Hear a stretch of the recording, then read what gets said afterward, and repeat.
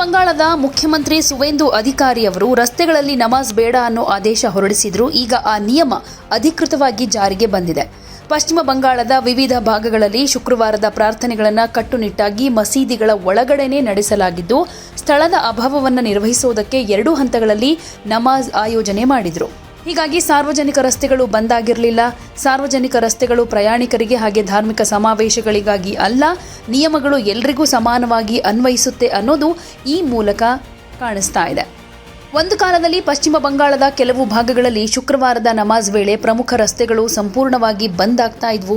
ಆದರೆ ಈಗ ಬಿಜೆಪಿ ರಾಜ್ಯ ಸರ್ಕಾರದ ಕಟ್ಟುನಿಟ್ಟಿನ ಹಾಗೂ ಯಾವುದೇ ತಾಳ್ಮೆ ತೋರದ ಕ್ರಮದ ನಂತರ ಬಂಗಾಳದ ಅನೇಕ ಮಸೀದಿಗಳ ಸುತ್ತಮುತ್ತ ರಸ್ತೆಗಳಲ್ಲಿ ನಮಾಜ್ ನಡೆಯೋ ಘಟನೆಗಳು ನಿಂತಿವೆ. ಕ್ಯಾನಿಂಗ್ ಸ್ಟ್ರೀಟ್ ಮಸೀದಿ, ನಖೋದಾ ಮಸೀದಿ, ಪಕ್ಕಿ ಮಸೀದಿ, ಟಿಪ್ಪು ಸುಲ್ತಾನ್ ಮಸೀದಿ, ರಾಜಾ ಬಜಾರ್ ಮಸೀದಿ ಸೇರಿದ ಹಾಗೆ ಹಲವು ಕಡೆಗಳಲ್ಲಿ ಈಗ ರಸ್ತೆಗಳಲ್ಲಿ ರಸ್ತೆ ಪಕ್ಕದಲ್ಲಿ ನಮಾಜ್ ಮಾಡೋದು ಸ್ಟಾಪ್ ಆಗಿದೆ.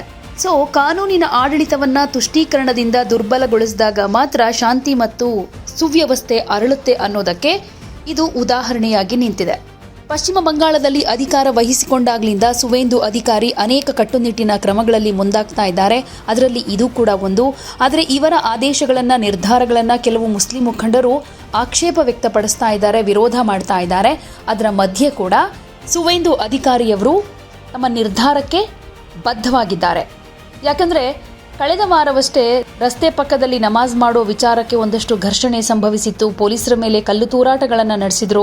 ಇದಾದ ಮೇಲೆ ಕೆಲವರನ್ನ ಅರೆಸ್ಟ್ ಕೂಡ ಮಾಡಲಾಯಿತು.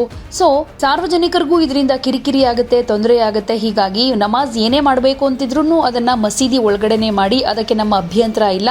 ಆದರೆ ರಸ್ತೆಗಳಲ್ಲಿ, ರಸ್ತೆ ಪಕ್ಕದಲ್ಲಿ, ಹೀಗೆ ಸಾರ್ವಜನಿಕ ಸ್ಥಳಗಳಲ್ಲಿ ಮಾಡೋದ್ರಿಂದ ಬೇರೆಯವರಿಗೆ ತೊಂದರೆ ಆಗಬಾರದು ಅನ್ನೋ ಕಾರಣಕ್ಕೆ ಈ ನಿರ್ಧಾರವನ್ನು ತೆಗೆದುಕೊಂಡಿದ್ದಾರೆ. ಸೊ ಈ ಕಟ್ಟುನಿಟ್ಟಿನ ನಿರ್ಧಾರಕ್ಕೆ ಪಶ್ಚಿಮ ಬಂಗಾಳದ ಕೆಲವು ಮಸೀದಿಗಳ ಸುತ್ತಮುತ್ತ ಯಾರೂ ಕೂಡ ಹೊರಗಡೆ ನಮಾಜ್ ಮಾಡೋದನ್ನ ಬಿಟ್ಟು ಮಸೀದಿ ಒಳಗಡೆನೆ ನಮಾಜ್ ಮಾಡಿ ರೂಲ್ಸ್ ಫಾಲೋ ಮಾಡ್ತಿದ್ದಾರೆ ಅನ್ನೋದು ಬದಲಾವಣೆಯ ದೊಡ್ಡ ಸಂಕೇತ ಅನ್ನೋದು ಕಾಣಿಸ್ತಾ ಇದೆ. ಯಾವುದೇ ಸುದ್ದಿಯ ಅಪ್ಡೇಟ್ ಅನ್ನ ಮಿಸ್ ಮಾಡ್ಕೊಳ್ಬಾರ್ದು ಅಂದ್ರೆ ಈಗ್ಲೇ ಒನ್ ಇಂಡಿಯಾವನ್ನ ಸಬ್ಸ್ಕ್ರೈಬ್ ಮಾಡಿ. ನಿಮಗೆ ಬೇಕಾದ ಭಾಷೆಯಲ್ಲಿ ಎಲ್ಲಾ ಸುದ್ದಿ ತಿಳಿಬೇಕು ಅಂದ್ರೆ ಒನ್ ಇಂಡಿಯಾ ಆಪ್ ಅನ್ನ ಡೌನ್ಲೋಡ್ ಮಾಡ್ಕೊಳ್ಳಿ.